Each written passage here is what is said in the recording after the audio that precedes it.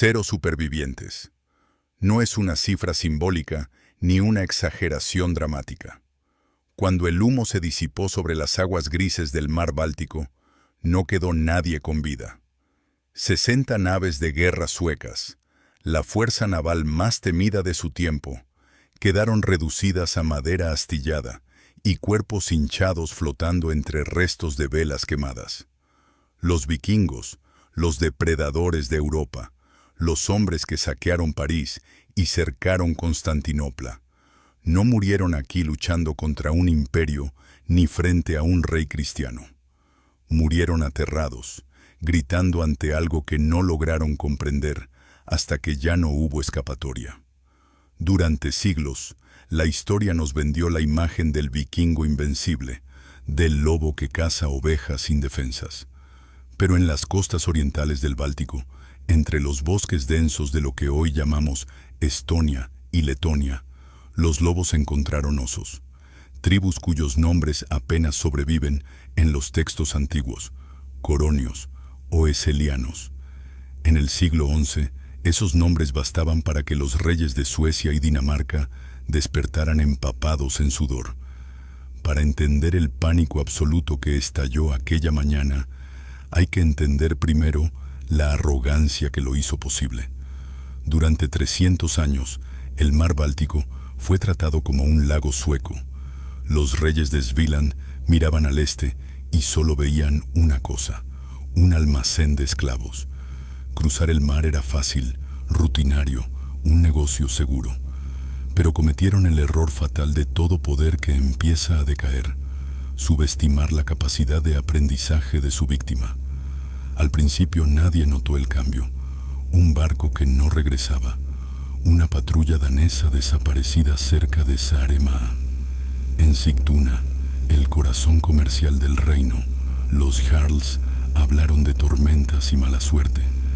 Se negaron a aceptar que, al otro lado del mar, ocultos entre fiordos y ensenadas de Coronia, los llamados bárbaros estaban construyendo barcos. No copias toscas, sino naves ligeras, de fondo plano, pensadas para deslizarse como fantasmas entre aguas poco profundas y archipiélagos rocosos donde los pesados drakars encallaban. La ceguera terminó un martes de verano. El vigía de la fortaleza de Gotland no hizo sonar el cuerno de alarma porque lo que veía no tenía sentido. No eran velas rojas y blancas, eran oscuras, no avanzaban en formación. Era un enjambre rápido, violento, cortando las olas con una ferocidad que paralizó a la guarnición. Eran oeselianos y no venían a comerciar. La llamada batalla de Gotland no fue una batalla, fue una ejecución. Los atacantes no buscaron combate honorable. Usaron guerra naval de guerrillas, lanzando garfios de hierro contra las bordas de las naves ancladas. Pero en lugar de abordar, arrojaron antorchas embreadas, vasijas con serpientes venenosas y cal viva. El pánico fue total. Guerreros que habían matado sajones y francos sin pestañear se arrojaron al agua con la armadura puesta, prefiriendo ahogarse antes que enfrentarse a los demonios que emergían del humo. Pero el verdadero horror no estaba en la muerte, sino en lo que venía después. Los vikingos temían morir sin espada porque eso les cerraba las puertas del Valhalla, pero temían aún más a los coronios por lo que hacían con los vivos. Las leyendas hablaban de santuarios ocultos en bosques profundos, donde los prisioneros nórdicos no eran esclavizados, sino sacrificados, y donde los sacerdotes bálticos leían el futuro en las entrañas de guerreros suecos. Saber que el destino no era una tumba gloriosa, sino un altar de piedra manchado de sangre en un bosque extranjero, quebró la moral vikinga más rápido que cualquier espada.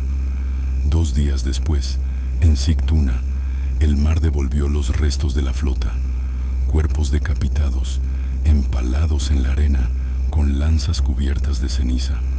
El mensaje era claro: el Báltico ya no les pertenecía. Encerrado en su fortaleza, El rey Knut Eriksson comprendió que enfrentaba una crisis existencial. Si no podía proteger sus propias costas, su autoridad se derrumbaría y los clanes rivales olerían la debilidad. Necesitaba una victoria rápida. Necesitaba aplastar a los piratas del este y restaurar el orden natural, antes de que fuera demasiado tarde. Knut Eriksson tomó la decisión que sellaría el destino de miles. En lugar de fortificar la costa y prepararse para un asedio prolongado, ordenó reunir lo que quedaba de la flota real, el Leidang, y lanzarla en una ofensiva total hacia el este. No buscaba contención ni defensa, buscaba castigo. Coronia debía arder hasta los cimientos. Aquella orden desató una movilización colosal. 300 naves, 10.000 hombres. Bajo el sol de julio, el acero brillaba mientras los barcos abandonaban el archipiélago de Estocolmo. Los sacerdotes bendecían las velas. Las esposas agitaban las manos desde los muelles. Todo parecía una marcha triunfal, un regreso a los días dorados del poder vikingo. Pero había un problema, un detalle mínimo que el rey y sus generales pasaron por alto, cegados por su arrogancia: los espías. Sigtuna no era solo una ciudad sueca, era un cruce internacional de comercio. Rusos, germanos, wendos y bálticos caminaban por sus calles vendiendo pieles y cera. Entre los mercaderes que sonreían y pagaban impuestos al rey, había ojos atentos, hombres que contaron los barcos, calcularon las provisiones y memorizaron la fecha exacta de partida. Mientras la flota sueca navegaba hacia el este, buscando una gran batalla en mar abierto, una sola nave, pequeña y veloz, abandonó Sigtuna en dirección contraria, pegada a la costa, llevando un mensaje a los caudillos de Coronia. El mensaje era simple y devastador. El nido está vacío. La loba ha dejado a sus cachorros solos. La flota sueca navegó hacia una trampa, sí, pero no la que imaginaban. Esperaban resistencia en las playas de Coronia. Esperaban muros de escudos. Lo que encontraron fue el silencio. Aldeas costeras abandonadas, ganado desaparecido, pozos envenenados. Una tierra fantasma. Confundidos, los generales ordenaron el desembarco y la penetración en el bosque para buscar al enemigo. Ese fue el instante en que la guerra cambió para siempre. Mientras 10.000 vikingos avanzaban pesadamente entre los árboles, persiguiendo un enemigo que se disolvía como la niebla, a más de 300 kilómetros, al otro lado del mar, una flota de velas negras emergía del amanecer frente al archipiélago sueco. No iban a enfrentar al ejército, iban al corazón, iban a Sigtuna. La joya de la corona sueca estaba defendida por ancianos y niños. El amanecer en el lago Mälaren solía ser silencioso, cubierto por una niebla blanca rota solo por el salto ocasional de un pez.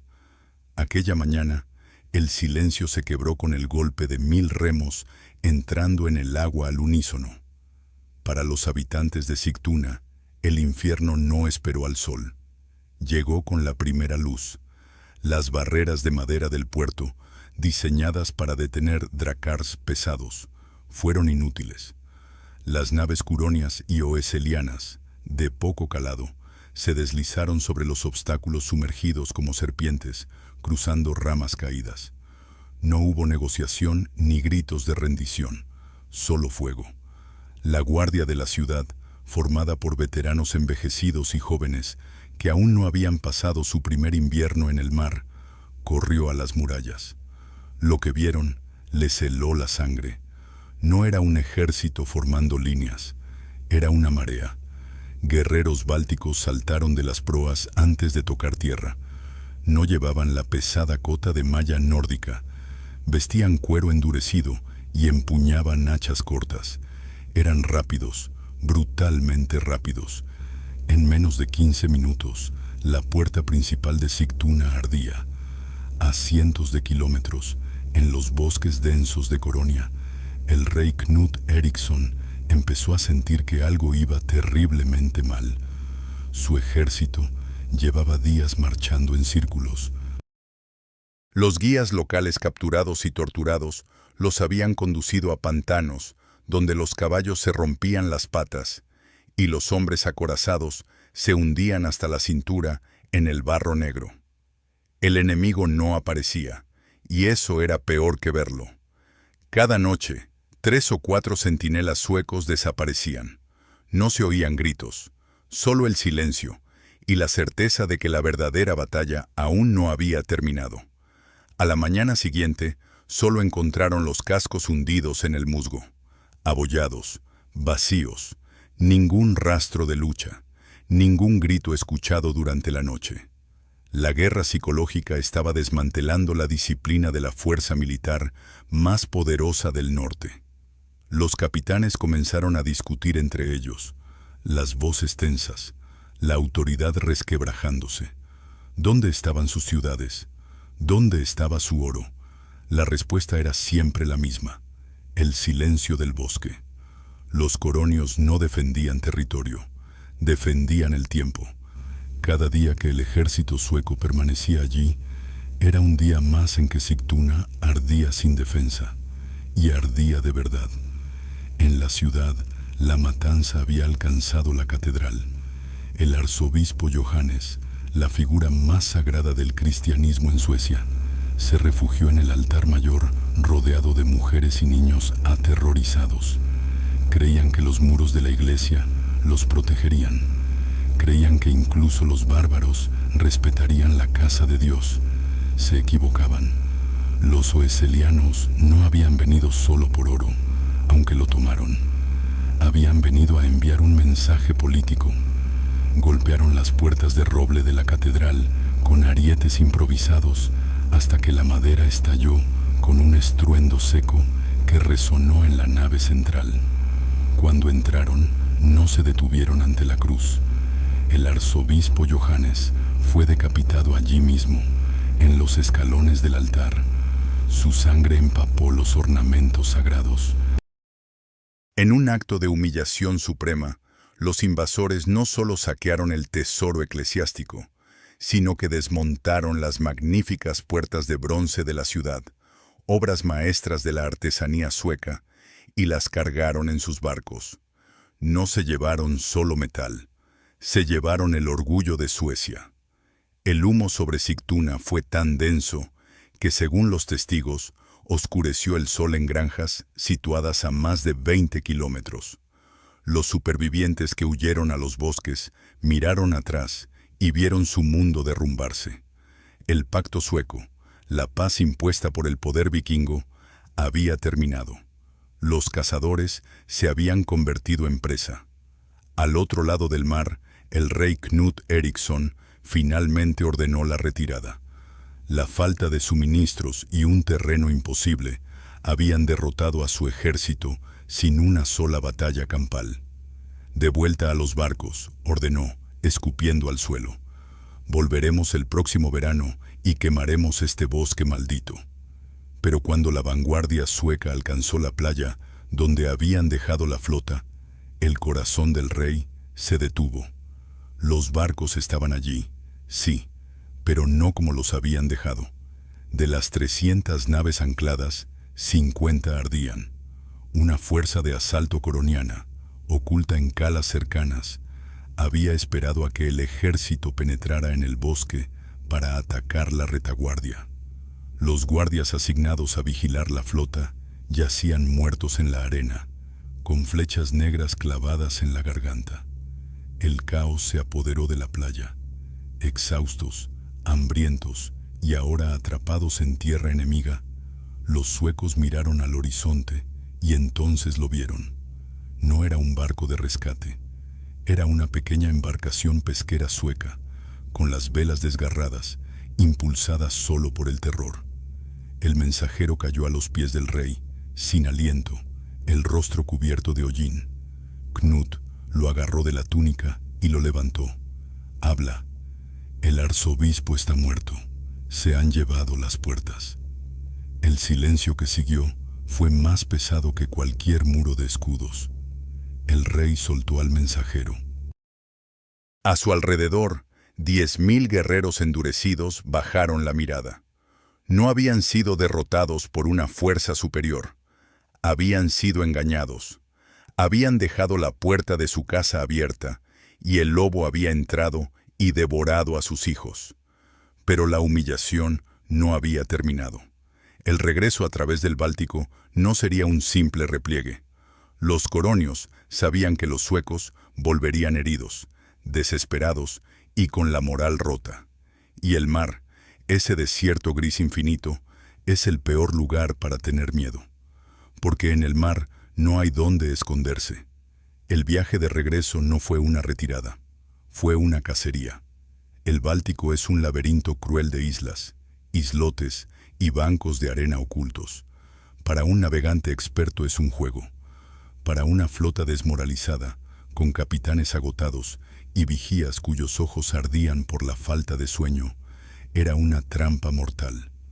Knut sabía que los oeselianos no se conformarían con quemar su capital. Querían la cabeza de la serpiente. Querían hundir la flota real para asegurarse de que Suecia no pudiera alzar una espada durante una generación. La trampa se cerró cerca de la isla de Gotland. La flota sueca, reducida ahora a 250 naves, navegaba en formación cerrada como un rebaño, protegiéndose de lobos. Pero el mar no permite muros de escudos. La niebla se alzó a media tarde y reveló la pesadilla. No estaban solos. Pequeños barcos rápidos, pintados de gris y azul para confundirse con el agua, aparecieron en los flancos. No atacaron de frente. Los bálticos habían estudiado la guerra naval vikinga y sabían que abordar un drakkar lleno de guerreros acorazados era un suicidio. Así que hicieron algo nuevo, algo que los nórdicos llamaron cobarde y que la historia recordaría como brillante. Usaron velocidad y fuego. Las naves coronias zumbaban alrededor de los pesados transportes suecos, tan cerca que los remeros podían verse los rostros pintados. Desde esa distancia lanzaban vasijas de barro llenas de grasa hirviendo y brea en llamas. No buscaban matar a las tripulaciones, buscaban las velas. En minutos, el pánico se apoderó de la formación sueca. Un barco sin velas es un ataúd flotante. El fuego en el mar es el miedo más antiguo del marinero. No hay escape, solo se elige entre arder o ahogarse. La nave de Jarwolf, uno de los veteranos más temidos de Uppsala, fue la primera en romper la formación. Intentó girar para embestir a sus atacantes, pero su drakkar era demasiado lento.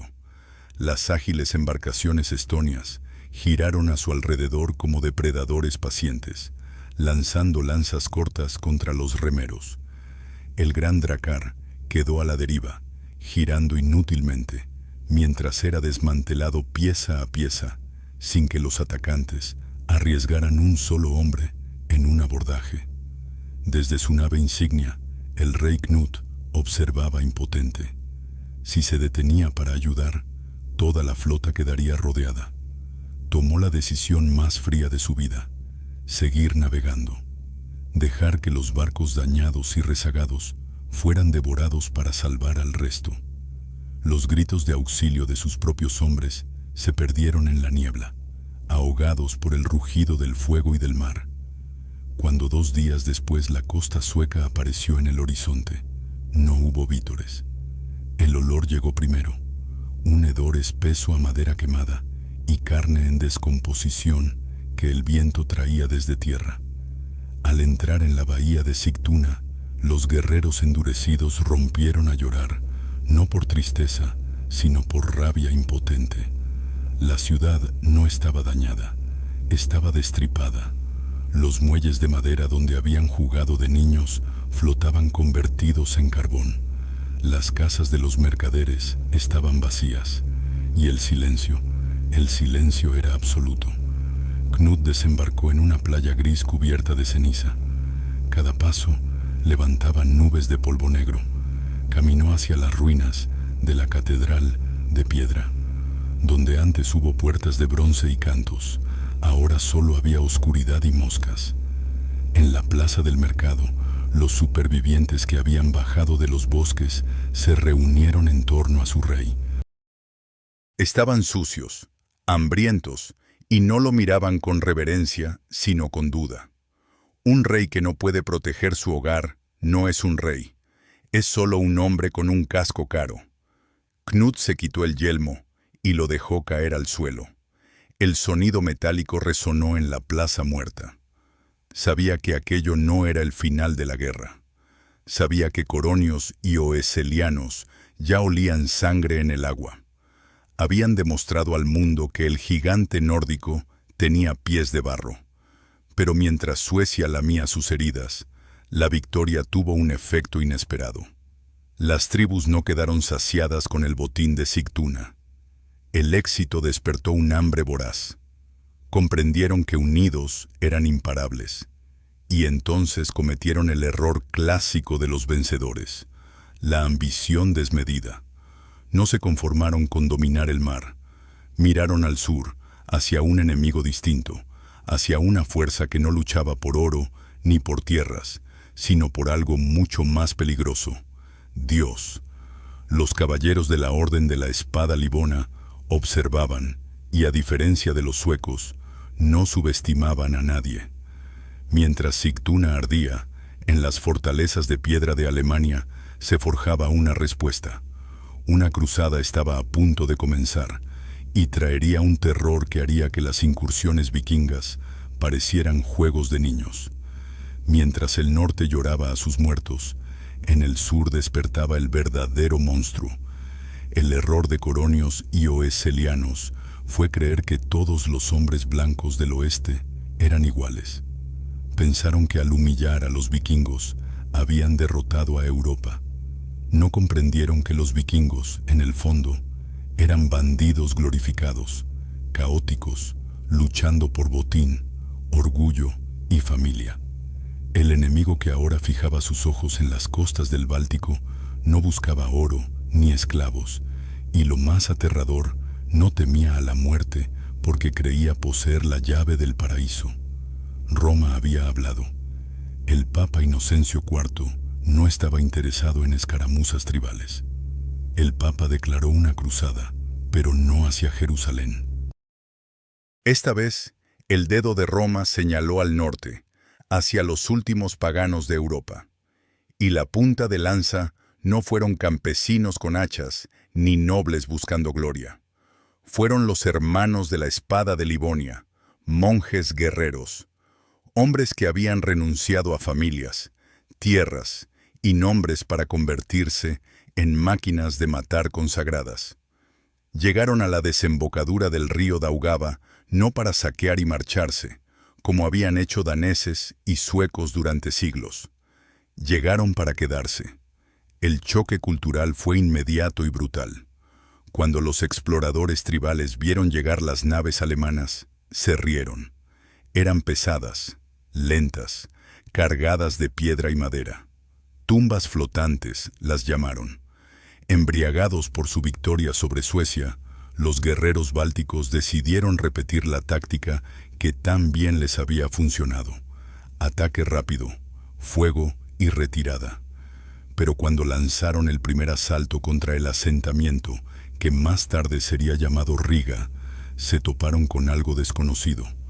Los germanos no formaron un muro de escudos ni gritaron insultos. Se encerraron, no tras empalizadas de madera que arden y se pudren, sino tras muros de piedra. La piedra era una tecnología alienígena para las tribus del bosque. Las flechas rebotaban inútiles en la mampostería gris. Las hachas semellaban. Y desde lo alto de las murallas, la muerte descendía con precisión mecánica. Había aparecido la ballesta. Un arco vikingo exige años de entrenamiento para ser letal. Un guerrero nace, no se fabrica. Pero una ballesta permitía a un campesino reclutado atravesar el pecho del mejor combatiente tribal desde 100 pasos, con solo accionar una palanca. La primera vez que los coronios intentaron asaltar las obras de Riga, no oyeron gritos de guerra. Oyeron el zumbido seco de los virotes y el sonido húmedo de la carne desgarrándose. Cientos murieron sin ver jamás el rostro de quien los mataba. Pero el verdadero terror llegó en campo abierto. El obispo Alberto de Riga sabía que no podía esconderse tras muros para siempre. Tenía que proyectar poder. Tenía que demostrar que su Dios era más fuerte que los espíritus del bosque. Así que desplegó a los hermanos de la espada. Imagina la escena. Miles de guerreros tribales, ligeros, rápidos, vestidos con pieles y cuero, armados con lanzas y espadas cortas, acostumbrados a la danza de la guerra, al movimiento constante. Frente a ellos, una línea de estatuas de acero, jinetes sobre enormes caballos de guerra cubiertos de malla metálica de la cabeza a los cascos. No hubo táctica, fue pura física, masa multiplicada por velocidad. Cuando la caballería pesada alemana cargó, el suelo tembló. Los cronistas dijeron que el sonido era como un trueno rodando por la tierra. Los bálticos lanzaron sus jabalinas, pero éstas rebotaron en placas y cotas como granizo sobre un tejado. El impacto fue devastador. La carga no rompió la línea tribal, la pulverizó. Caballos entrenados para morder y patear aplastaron cuerpos en el barro. Las largas lanzas atravesaban 2 y 3 hombres de una sola embestida. No fue una batalla, fue una cosecha. Los coronios, los mismos que habían hecho huir a reyes suecos, entraron en pánico. Su velocidad era inútil. Su ferocidad no servía contra un muro de hierro en movimiento. Aquel día, en las llanuras fangosas del Daugava, el mito de la invencibilidad báltica se quebró. Los supervivientes huyeron hacia los pantanos, dejando miles de cadáveres atrás. Pero lo peor vino después. Los hermanos de la espada no celebraron, no bebieron, no saquearon cuerpos en busca de oro. Limpiaron sus espadas, rezaron una oración breve y reformaron filas en silencio absoluto. Esa disciplina inhumana aterrorizó a los jefes tribales más que cualquier tortura. Combatían contra hombres que no luchaban por placer ni por ira, sino por una función divina. Y aún así, los pueblos bálticos no habían sobrevivido 1000 años en esos bosques rindiéndose al primer invierno. En lo profundo de los bosques de Lituania y Semigalia, lejos de los muros de piedra y las cruces, se convocó un consejo de guerra. Los viejos chamanes y los jóvenes caudillos comprendieron algo esencial. La antigua forma de luchar había muerto. Si querían sobrevivir a la cruzada de hierro, debían cambiar, dejar de ser tribus dispersas y convertirse en algo más. Tenían que unirse, tenían que entender la tecnología del enemigo. Si la piedra y el hierro eran las armas de su Dios, entonces tendrían que robárselas a ese Dios. La resistencia cambiaría de táctica. Ya no buscarían batallas frontales suicidas. Llevarían la guerra allí donde los caballos pesados no podían entrar, al hielo. El invierno se acercaba, y el invierno báltico no perdona a nadie, ni siquiera a los hombres de hierro. 30 grados bajo cero. A esa temperatura, el metal no protege. Tortura. El acero de la armadura se enfría tanto que tocar la espada sin guantes arranca la piel. El aliento se congela en las rejillas del casco y forma una máscara de hielo que asfixia lentamente. Pero los hermanos de la espada marcharon igual. Era febrero de 1236. El gran maestre de la orden, un hombre llamado Volkin, cometió el error clásico de quien cree que la tecnología siempre vence a la naturaleza. Miró los mapas y vio que los bosques y pantanos que frenaban a su caballería en verano ahora estaban congelados. Carreteras de hielo, pensó, ríos sólidos por los que sus caballos podrían galopar hasta el corazón de las tierras paganas. Mientras dormían, reunió una columna enorme: caballeros teutones, auxiliares rusos, mercenarios alemanes. Una serpiente de hierro de casi 2 kilómetros brillando bajo el pálido sol invernal. Penetraron en territorio semigallio, confiados, riendo, incendiando granjas aisladas para calentarse. No sabían que estaban siendo conducidos. Los exploradores lituanos y semigallos no vestían armaduras de placa. Llevaban pieles de lobo y esquís de madera. Se movían en silencio absoluto entre los árboles, invisibles contra la nieve, comunicándose con silbidos de pájaro. No atacaron la columna principal, solo observaron. Dejaron que los alemanes avanzaran cada vez más lejos de sus fortalezas. Dejaron que el frío y el cansancio mordieran. Esperaron hasta que la columna alcanzó el paso de Saúl, un terreno engañoso, una gran explanada cubierta de nieve virgen que parecía firme, pero ocultaba un pantano bajo una frágil costra de hielo. La trampa se cerró al atardecer. La vanguardia alemana se detuvo en seco. Delante de ellos, bloqueando la única salida del valle, apareció una línea de guerreros. No eran muchos. Parecían presas fáciles.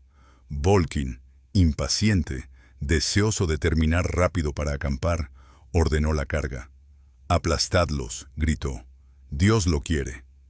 500 caballeros bajaron lanzas y espolearon a sus monturas. El suelo tembló. La carga de caballería más pesada de la Edad Media. La fuerza más imparable, lanzada hacia adelante. Ganaron velocidad. El impacto parecía inevitable. Y entonces la física hizo su trabajo. Cuando los caballos de 600 kilos, cargados con hombres envueltos en 40 kilos de acero, alcanzaron la zona pantanosa congelada, el hielo cedió. No se rompió del todo, pero lo suficiente. Las patas atravesaron la costra y se hundieron en el barro helado. El impulso murió al instante. Caballos tropezaron, cayeron, se rompieron las patas. Los caballeros salieron despedidos y quedaron boca arriba en la nieve profunda, como tortugas volcadas. El caos fue inmediato, y entonces llegó la señal. Desde los bosques laterales surgieron miles de guerreros tribales. No avanzaban hundiéndose en la nieve, deslizaban sobre raquetas, rápidos, ágiles. Se abalanzaron sobre los caballeros atrapados. Un hombre acorazado en el suelo es un tanque sin orugas, inútil. Usaron garfios para arrastrarlos al agua helada del pantano y dejaron que el peso de su propia armadura los ahogara. El gran maestre Volkin luchó como un demonio. Con su caballo muerto, giró la espada trazando un círculo de muerte. Pero aquello no era un torneo. No había honor. Un guerrero semigallo se deslizó por detrás y le cortó los tendones de la rodilla con una hoz. El gigante de hierro cayó de rodillas, gritando no de dolor, sino de rabia. Antes de que pudiera levantarse, una docena de lanzas lo clavaron al suelo. La masacre de Saúl duró menos de una hora. Casi 50 caballeros de alto rango, la élite de la orden, murieron allí junto a 2000 infantes. Fue una aniquilación total. La orden livona de los Hermanos de la Espada, que había aterrorizado el Báltico durante 3 décadas, fue decapitada en una sola tarde. Pero la victoria trajo algo más peligroso que la celebración. Trajo unidad política entre los vencedores. Un hombre observaba el campo de cadáveres con ojos fríos y calculadores. Su nombre era Mindaugas. No era un caudillo tribal satisfecho con robar caballos y regresar a casa. Comprendió lo que acababan de hacer. Habían derrotado a la mayor potencia militar de Occidente y comprendieron algo aún más peligroso. Si querían sobrevivir a la venganza inevitable, las viejas costumbres debían morir. Aquella noche, bajo la luz temblorosa de las antorchas, Mientras sus hombres despojaban a los cadáveres de cotas de malla aún calientes por el combate, Mindaugas comenzó a tejer su propia red. «Miradlos», dijo a los demás jefes, señalando los cuerpos alemanes. «Sangran como nosotros, se congelan como nosotros, pero volverán, y la próxima vez traerán más». Su mensaje era simple y brutal. Si seguían siendo tribus separadas, serían cazados uno por uno.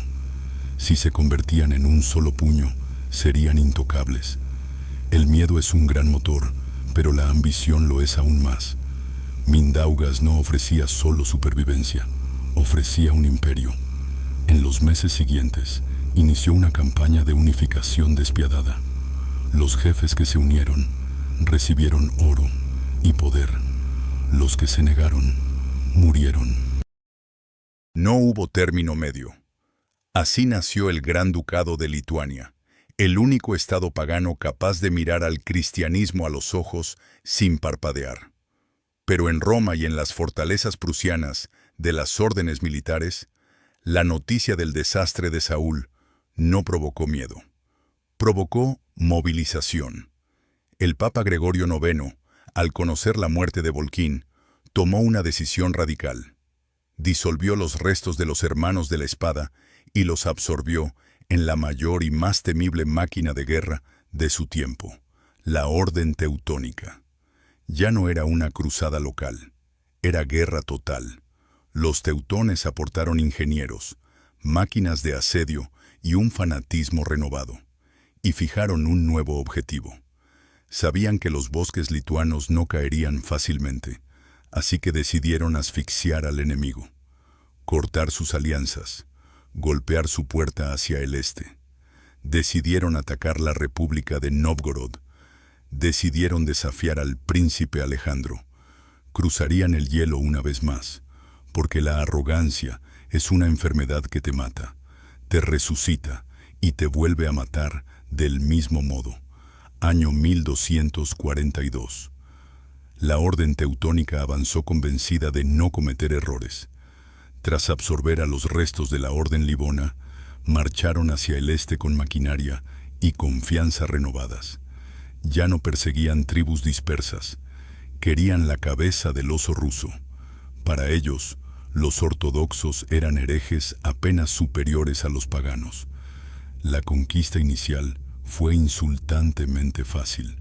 Una ciudad cayó, sus líderes encadenados, la cruz negra alzada en las murallas. El camino a Nóvgorod parecía un paseo militar, pero la ciudad tenía un protector, un príncipe de 20 años llamado Alejandro, a quien la historia recordaría como Nevsky. Alejandro no era un místico ni un fanático, era un pragmático. Entendía las matemáticas de la guerra. Sabía que su infantería ligera y milicias ciudadanas serían trituradas por una carga de caballería pesada sobre terreno firme. Un caballero teutón a galope es un proyectil de 1 tonelada. No se detiene con escudos de madera. Se esquiva o se muere. Así que Alejandro hizo lo impensable. No defendió las murallas. Salió a su encuentro. Condujo a su ejército al lugar más desolado y peligroso posible, la superficie helada del lago Peipus. Era 5 de abril. La primavera comenzaba a despertar, y el hielo, aunque grueso, era traicionero. Los locales lo llamaban hielo de cuervo. Parecía sólido, pero podía tragarse a un hombre en un parpadeo. Los generales teutones vieron al ejército ruso desplegado sobre el lago y sonrieron bajo los cascos. Nos ofrecen batalla en campo abierto, sobre una superficie perfecta para cargar. Dios nos lo sirve en bandeja. Ordenaron la formación clásica, el hocico de jabalí, una cuña de acero con los caballeros más pesados al frente y en los flancos, protegiendo a la infantería en el centro. Su propósito era simple: romper el centro enemigo con fuerza bruta, partir el ejército en dos y masacrar los restos. Un martillo para partir nueces. Y Alejandro les ofreció exactamente la nuez que querían romper. Colocó en el centro a sus tropas más débiles, milicianos armados con lanzas viejas y hachas. En los flancos, ocultó a su mejor caballería y a sus arqueros. Era una invitación al suicidio, el corazón del ejército como cebo. La carga teutona comenzó. El sonido fue ensordecedor. Cientos de cascos de hierro golpeando el hielo al unísono, un rugido que resonó en las orillas como un tambor de guerra gigante. La cuña alemana ganó velocidad y se estrelló contra el centro ruso con una violencia terrible. La línea rusa se dobló. Los milicianos de Nóvgorod caían por decenas, aplastados y atravesados por lanzas. Retrocedieron gritando, rompiendo filas. Para los caballeros teutónicos, aquello fue la confirmación de la victoria. Ebrios de éxito, empujaron con más fuerza, penetrando cada vez más en el centro enemigo. «Están rotos», gritaban bajo los cascos. «Perseguidlos».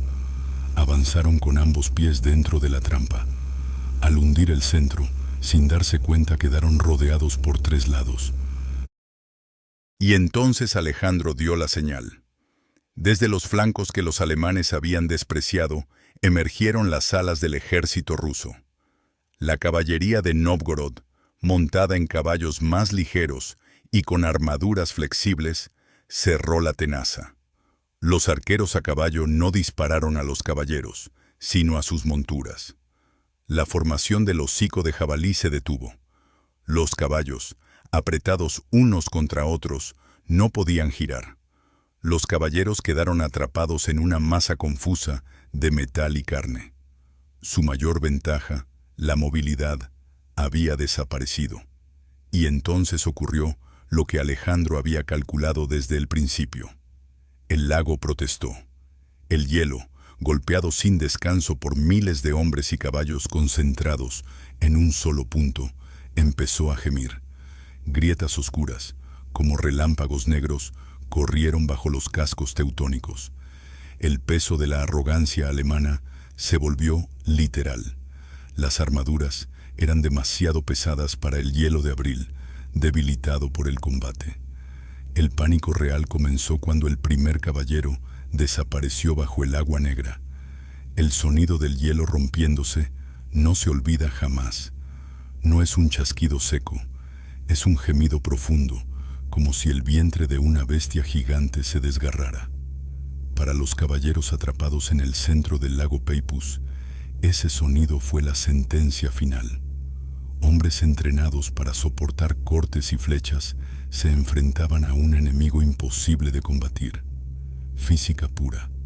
Una armadura completa pesa entre 20 y 30 kilos, empapada aún más. En tierra firme te convierte en un tanque, en el agua en un ancla. Cuando la superficie cedió, no hubo caídas heroicas. Hubo caos de agua negra y espuma helada. Caballos enloquecidos por el choque térmico pateaban desesperados, rompiendo los cráneos de sus propios jinetes. Los caballeros que cayeron no tuvieron oportunidad de nadar. Se hundieron como piedras, arrastrados al fondo, mientras burbujas de aire escapaban de los cascos antes de que el agua helada llenara sus pulmones. Para quienes quedaron sobre fragmentos de hielo sólido, la situación no fue mejor. La cuña estaba destrozada. El pánico se propagó al ver a sus hermanos desaparecer en el abismo negro.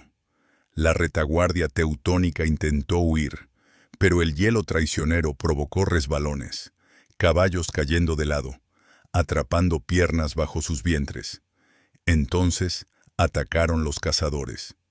La caballería ligera de Alejandro Nevsky, montada en caballos pequeños y ágiles, acostumbrados al invierno, persiguió a los alemanes durante 7 kilómetros sobre el lago helado.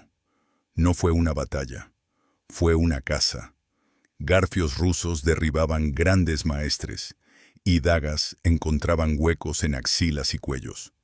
La nieve blanca del lago se volvió roja, visible desde las orillas. Al final del día, la élite de la orden teutónica había sido aniquilada o capturada. 50 caballeros hermanos, la nobleza guerrera de Europa, murieron. Muchos otros fueron llevados encadenados, descalzos, caminando junto a sus caballos capturados para mayor humillación. La batalla del hielo hizo más que salvar Novgorod. Trazó una línea de sangre en el mapa que duraría siglos. Alejandro Nevsky envió un mensaje claro al Papa y al Sacro Imperio Romano Germánico. El este estaba cerrado. La expansión católica se estrelló contra un muro de hielo y fe ortodoxa. El empuje alemán hacia el este se detuvo en seco. Pero mientras los dos gigantes, Rusia y la Orden Teutónica, se desangraban sobre el hielo, alguien observaba desde las sombras de los bosques centrales. Alguien que había aprendido la lección más importante. Mindaugas, el unificador de Lituania, vio a sus dos mayores enemigos debilitarse. Comprendió que el vacío de poder era su oportunidad dorada. Ya no bastaba con ser una confederación de tribus paganas molestas. Era el momento de convertirse en una potencia legítima. Si la fuerza bruta vikinga había fallado y la fuerza tecnológica de los cruzados había fallado, la respuesta era otra, política. Mindaugas hizo algo que sorprendió a aliados y enemigos por igual. Envió emisarios al Papa. «Aceptaré vuestra corona», dijo el rey pagano. «Aceptaré el bautismo, pero en mis términos». Fue una jugada maestra de ajedrez geopolítico. Al convertirse al cristianismo, aunque fuera de manera nominal y por conveniencia política, Mindaugas eliminó la principal excusa de la orden teutónica para la guerra. Ya no podían lanzar una cruzada contra un rey cristiano ungido por el Papa. Desactivó la máquina de guerra alemana con una carta diplomática, algo que 1000 espadas no habían conseguido.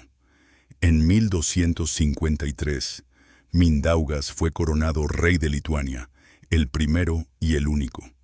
Las tribus que durante siglos habían corrido medio desnudas entre los bosques, temidas por los vikingos y cazadas por los cruzados, eran ahora un reino reconocido por Roma.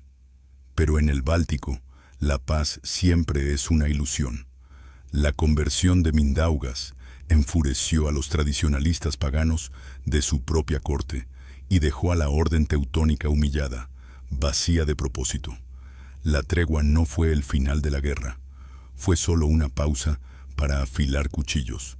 Lituania no se volvió dócil ni civilizada, se volvió más peligrosa. La fusión definitiva entre ferocidad pagana y astucia política estaba dando forma a algo nuevo, el Gran Ducado, un monstruo territorial que devoraría todo desde el mar Báltico hasta el mar Negro.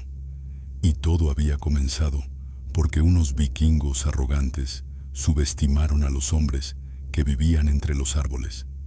La paz firmada con tinta es frágil, la paz forjada con traición es indestructible. Mindaugas había comprado tiempo con su bautismo, pero en los bosques de Samogitia, los viejos dioses no habían muerto. Los clanes más duros, los que jamás aceptaron la cruz, miraban a su rey con desprecio. Para ellos, la diplomacia era debilidad. Y la orden teutónica, herida pero no destruida, cometió su último gran error. Creyó que la conversión de un hombre significaba la sumisión de un pueblo. Creyó que coronios y estonios, ahora forzados a luchar bajo estandartes cristianos, eran leales.